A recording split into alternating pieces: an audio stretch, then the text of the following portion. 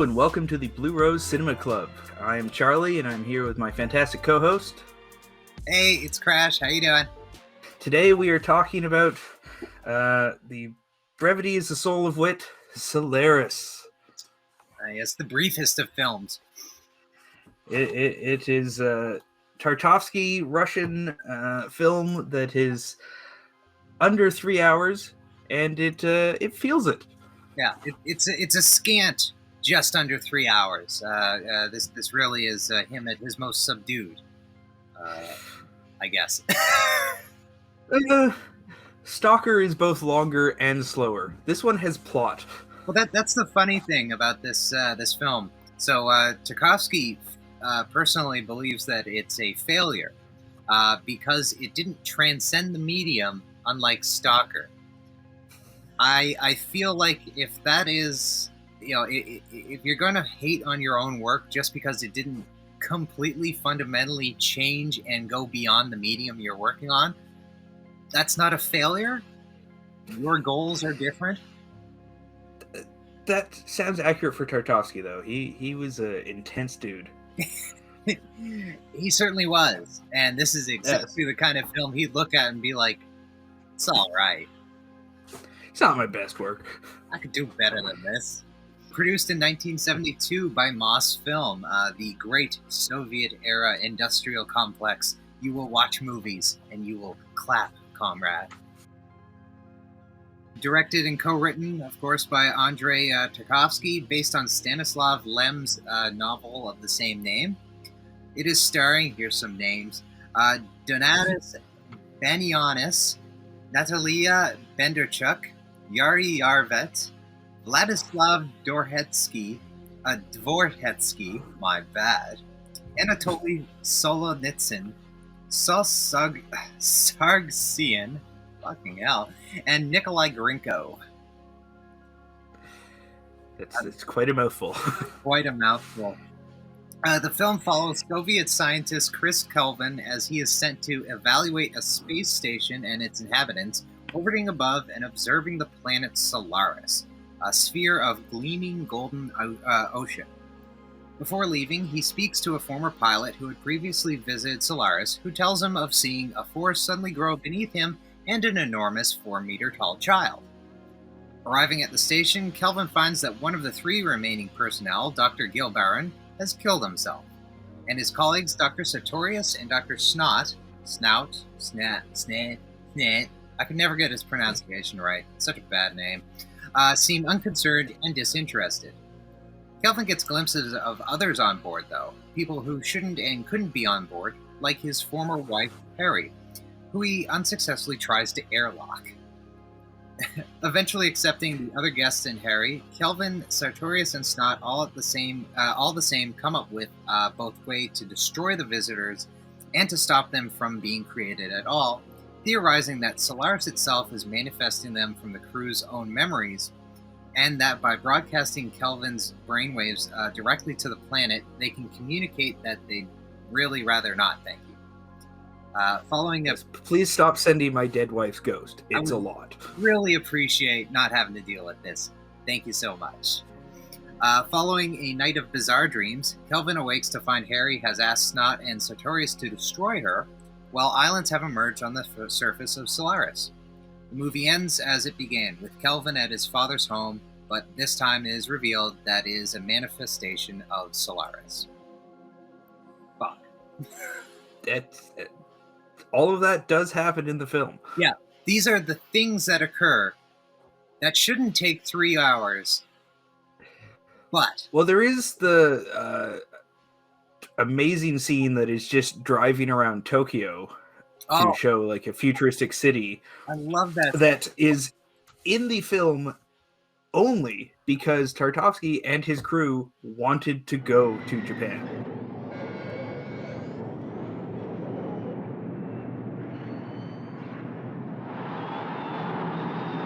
Yeah. They wanted to go for a trip, and they got the Russian Film Board to fund it, and to make it seem legit, they filmed some stuff and they put it in the film. It was like, well, it has to go in here because they paid for a trip, but we just wanted to go to Japan. Right. And instead they've accidentally actually If they didn't create, then they certainly, I feel like, influenced the creation of cyberpunk. So they visited upscale Akasaka neighborhood in Japan. It's where, if you ever see like super rich, super advanced footage from Japan, it's probably from Akasaka. This is where like all the tech giants are. This is where all of the ridiculous rich people in Tokyo like to hang out. And this was shot in the late 60s, and it was already like a tech capital of the world. It looks gorgeous. It does look incredible. It looks amazing. But most importantly, it is the first use of Japan and like Japanese design and architecture to denote the future. And it is the first use of like that cyberpunk aesthetic of, despite the rest of the world that we've introduced you to being European, here's a bunch of Japanese like advertisements and a bunch of Japanese signs to just get you in the idea that like the world that you think this is has moved far beyond into a geopolitical specter that you can't even understand. There's also, at the same time, another kind of precursor to a later aesthetic in sci-fi. This film looks filthy as shit. This, they intentionally made the Solaris station look just dingy and uncomfortable. And yeah, it looks like a ship that has not been refurbished or dealt with or repaired in any way. It is just grinding and been left to rot in space. Right? It looks very much like the Nostromo, which is supposed to be essentially a truck. It's a space truck, and this is supposed to be this grand space station that's out there studying this supposedly alive planet, and it looks like Red Dwarf sets in terms of does. film. Yeah. And this is all coming before, before any of those aesthetics really came into sci-fi, and it comes even before the aesthetic of used and grime that was used and typically people believe introduced into science fiction with Star Wars, with the rebellion being represented by, having to use broke down, grimy, filthy, crappy equipment. As opposed to the Empire's sleek and clean and everything new. That very specific element is a direct, agenda statement, action statement of the film.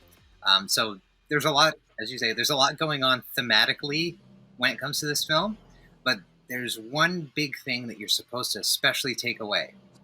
This film is the Soviet Union's response to 2001: A Space Odyssey by Arthur C. Clarke and Stanley Kubrick, in which we are presented with like the future of what American consumer space travel is supposed to be. Everything's nice and sleek, and you can buy a ticket to this, and you can ride in comfort into the stars, and the future is just waiting for you to buy in. And this one says, "Fuck you." Everything is filthy. Everything is trying to kill you. And the problem with humanity isn't what is out in the world. It is you. You are the thing that we're going to focus on, not the universe. Humanity will bring its demons with it to the stars. Exactly. Instead of evolving past them and then the stars welcoming us. This entire thing was a direct response to 2001. Very specifically, Tarkovsky said, "We don't need other worlds, we need mirrors." Solaris seeks not to understand humanity's place in the cosmos, but our relationship with the divine and ourselves as ones who drive it instead of the divine driving our activity. It's a really fascinating juxtaposition to the presumptions of like space travel and how we approach it in the West. Yeah, and it also deals a lot with like what is self and who is the person, because with his wife keep coming back, the longer she's there, the more memories from her past she gets, but she also creates new one on the station and starts becoming more and more different because she's now living a new life. And it does have a lot of really fascinating things to say about what makes a person. If you can copy someone exactly, is it them or is it someone similar? It's a very heady film, and it true to all of his movies, it's very slow and it takes its time. There's beautiful artistic shots that hold for minutes at a time. It opens with a shot of just reeds moving in the water for quite a while, and it's hypnotic and beautiful, but the very measured pace forces you to kind of start thinking and internalize what's going on, because there's not a lot visually happening, especially not for quite a while. So it forces you to kind of sit in and start thinking, okay, so what are they trying to build and what are they trying to do with this? Yeah. And it's a film that intentionally creates this sense of claustrophobia that makes you think about your place and what it means and what it's trying to tell you and what you're trying to tell you. And oh my God, is that your voice in your head or someone else's? Oh God, oh no. This is a film that almost demands that you turn it off midway through and go have a think about what you've done. Mm-hmm.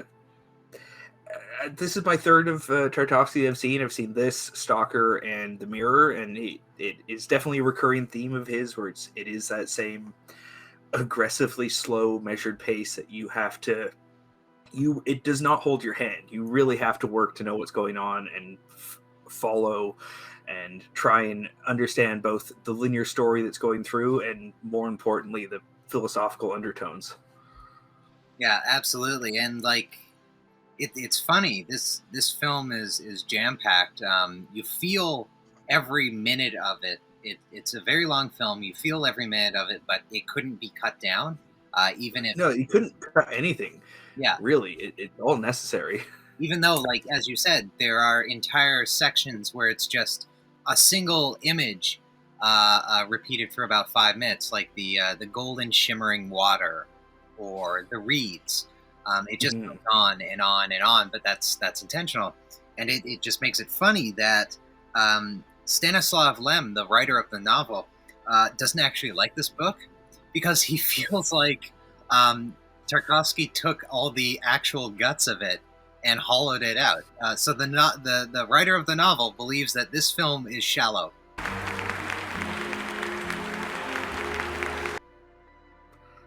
Like, it's shallow if you weren't paying attention, sure. I think it's and the reason it's shallow, or rather the reason he believes it's shallow, is really fascinating, and again has to do with who created it. So apparently there was a much larger version of the script, and Good Lord. it was like Tarkovsky and Lem worked hard on it. Tarkovsky worked with a bunch of other people to try and make sure it was great. It had everything. It was the perfect script for the film, and the Soviet censors looked at it and went, "You have to remove every reference to religion in a film that is based on a book that is mostly about religion." Yeah, the entire film is very much heavily implying that it is meeting God or a god. Yeah. And by like stripping the overtness out of it, I feel like it made it smarter. Like if he had just actually made an argument on behalf of the religious aspect of this, it probably wouldn't have come off as smart. Yeah, I think it does work a lot better because depending on what your religion or faith is, or if you don't have any, it's still, you can find something that will mirror the experiences in this. You will learn something about if the planet could be consciousness. It doesn't have to be God. It could be trying to come to grips with your place in the universe or your concept of what is yourself compared to someone else. It doesn't have to be religious. It very strongly implies religion at different points, but it really does leave it open to interpretation, which I think is one of the stronger points of the film. Is there's so much going on, and so much of it is left ambiguous that you, the audience, can bring so much to it. And that's kind of the funniest thing, is that um, the film is about self-examination, and if it had left in those themes, you wouldn't have that to self-examine. Yeah, like it makes you question yourself, which is what it's it is a fantastic film. It's It is a hard one to recommend. It is very hard to be like, you should check this out. It is nearly 3 hours. It is painfully slow, and it is half Russian philosophy and half sort of sci-fi. Yeah, so sort of sci-fi. Like this is possibly the greatest episode of Doctor Who that the Doctor doesn't appear in, like classic Doctor Who that the Doctor doesn't appear in, and I mean that both in terms of its attempt at heady thought and philosophy, and its reality of dirt cheap sets. Like, yeah, the sets are fantastic, and they really look like cheaply knocked together. Like, have you ever seen, I think, Dark Star? oh, I love Dark Star. Did the set not like look a little bit like Dark Star? I kind of expected a ball to just bounce down a hallway. What from what I've read, the sets in Dark Star were somewhat based on this, which means, of course, that yes, the sets in Alien are based somewhat on this. So it's a very there's a very intentional and clear line from this film to Red Dwarf. Red Dwarf was influenced by Alien, Alien by Dark Star, Dark Star by this. I would also throw out, there is a line, Event Horizon definitely has some nods of when he first arrives at the ship, and the people who, like, one's killed himself, the other two are clearly insane, and the ship is weird. There's stuff that shouldn't be there all over the place, and it's just him wandering around going like, what the fuck happened here? It very much had that same type of something bad happened here, and I have to figure out what. Yeah, it's yeah. There's a fantastic approach to this where you could say it's just on the verge of being truly good cosmic horror, but instead of revealing itself to be horror, it just kind of goes, whatever, man. It's very Russian. The true horror is yourself. Yeah. If you're okay with it, it'll be okay. If you have any level of self-reflection, your soul will burn. And yeah, if you have any self-doubts, this film will hurt you. Yes, it will. But it's funny that most people have never heard of this film. If they have, they've heard of the George Clooney remake from a few years ago. But it premiered... A few years ago? Wasn't that 10 years ago, 15. Christ. I have not seen it. I've heard it's okay. It's all right, but that's the thing. Like, this is a film that... It is 20 years ago, actually, because it was from 2002, so 19 years ago. This is a film that, like, influenced a lot of things people have seen, but people haven't necessarily seen it. Mm-hmm. Yeah, this is it premiered at the Cannes Film Festival in '72. It won the Grand Prix Spécial de Joy. It played for 15 years solid until the fall of the Soviet Union. Like, wow. This movie should be better known. It got immediate accolades. People immediately understood and respected it, and it just probably his most famous internationally as well. Like, I would think it's the one that got the most crossover views, because it is his most accessible as well. We're talking about how inaccessible this film is, but it is easily his most accessible that I've seen. It absolutely is. It's very straightforward, and it very much tells you, okay, sit down. We're going to have a scene where we talk about thought. Yeah. If you're on board with that, that's the next 10 minutes. When that's over, we'll go into the next plot piece. There you go. But yeah, like, well deserving of its place in the Criterion Collection, which to juxtapose with the previous episode we did talking about Chasing Amy, a film that many people would say, why the hell is it in the Criterion Collection? That film went direct from theater to Criterion. This film, which again, Grand Prix winner at the Cannes Film Festival, it didn't get Criterion until 2011. It is number 164 on the spine. Fuck So you. top. Look, I didn't pick the first few episodes on ones I actually had on Blu-ray. I swear that is not the reason we picked the first few films, except it mostly is. Mostly is. But like, that blows my mind that this is so clearly a brilliant film, and it just kind of like incidentally got included eventually. Yeah, I think they definitely knew the importance, especially when they started broadening the scope to include more and more foreign and films. If you're talking about Russian cinema that's influential, this is easily a major cornerstone. Yeah, and I'm done talking about Potemkin. We've done Potemkin. Yeah, he's important and he's great and he's good, but like for the 70s, this film definitely influenced so much, and a lot of it in subtle ways too, where it was just maybe not a direct reference, because it's hard to directly reference a 3-hour slow philosophical film, but they took elements. Yeah, and I just cannot.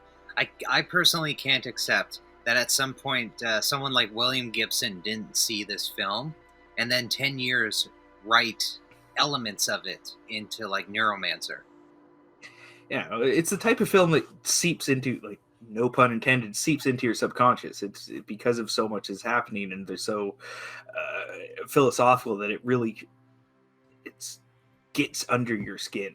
Yeah, it's like, when I first watched it, I was like, "Oh, this is great." And then 2 days later, I was like, "Huh, I'm still thinking about different parts of this that I didn't even really notice while I was watching it." Yeah, it's a truly great film where you're, as you say, you're still thinking of it days later, and not because you're the way that, you know, sometimes you'll think about modern films days later going like, wow, they really did make that bad decision. I've been thinking about this for the last 3 days, and that scene is not getting better. Yeah, it's still a terrible choice. Why did they do that? This one, there's very few bad choices in this. There's a few dodgy effects, and there's one scene where he hides from a rocket taking off by hiding behind a chest-high wall and puts a coat over him. Listen, you'd be surprised how often that has worked for me. NASA has no idea where I am. You have a really... It was a little bit hiding in the fridge for Indiana Jones, I thought. It was a bit... That's slightly too... Okay, I know why you're doing it, and I know we're not being completely scientifically accurate, because none of this film has been. That is a slight step too far. Just a little silly. But like, again, in the correct level of where it kind of was operating in terms of time. And that's why I like to think of it as the greatest Doctor Who episode, because that's great Doctor Who logic of like, duck behind this wall. Okay, the future aliens didn't see us. We're fine. Yeah, my coat will protect me from flame. So, have you heard when Akira Kurosawa got Tarkovsky wasted? No. What? So Kurosawa was visiting MOSFILM to see the production company. He was in Russia. He was looking to see where he's going to set up his next production. While he was interviewing with the head, he heard a huge explosion off near where they were, and he looked panicked, and the studio head said, no, it's not a war. That's just Tarkovsky shooting a rocket. So then he was like, can I meet him? So they went and met, and they introduced him, and Kurosawa invited Tarkovsky out for a drink. He said, let's go have a drink. Tarkovsky didn't really drink at this time, and Kurosawa was a raging alcoholic. And so they got him they started doing shots of vodka, as you do. You're in Russia, or the USSR at this point. And Tarkovsky got wasted, stood up on the table, and started loudly singing the Seven Samurai theme. And Kurosawa joined in and sang along with him. That's like, beautiful. If I had a time machine, going to that bar would be one of the like top 5 things, just so I could watch these two legends of the screen get wasted and humming along the theme. It's like I don't think I've ever been drunk and screaming the Seven Samurai theme before level of intoxicated, but I feel like that's a target to get to. especially if you're with Kurosawa, because like it would be weird unless you're doing the theme to him. That's what you should do, is get drunkenly sing the theme to a director's like most well-known movie to him. I'm sure it will go over well. Let's aspire to do that to George Lucas. Let's find George Lucas and just start screaming right in his face and see how he responds. I don't know, Spielberg with Jurassic Park would be great. Do. Yeah, but I feel like Spielberg would just be like, yeah, you're right. I did direct. You're right. I am awesome. Yeah. Well, that was a lot of fun. Thank you very much for suggesting that. I mean, yeah, I wouldn't say watching it was a lot of fun, but understanding it was. Yeah, it's a film that it is well worth seeing, and if you go into it with the right mindset of like, okay, this is going to be a slow film, I have to be ready for that. It's highly recommended, worth seeing. Yeah, fantastic movie. In next season we'll do Stalker, and that's this on hard mode. There we go. Yeah. Next, Stalker. Not next, because my God, I don't think I could sit through another Tarkovsky. No, you need a break. Yeah. What is next on our line? What is next? Well, I think next is Naked and Fear and Loathing in Las Vegas. Oh dear. Naked and then Fear and Loathing. We are going to have an interesting couple of episodes. Yeah, we've got some fun films coming up for you. Well, thank you so much to everyone for tuning in, watching, listening, however it is. Please like, share, subscribe, and leave us a comment if you would like as well. Email us. We'd love to hear from yes, please email us. We'd love to hear from you if you liked it. If you didn't like it, we'd also kind of like to hear from you. Please send us an email with any questions, comments. If you think we missed something, if you're listening to this screaming, "You idiots, why aren't you talking about this?" Tell us what this is, and we will bring it up in a future show.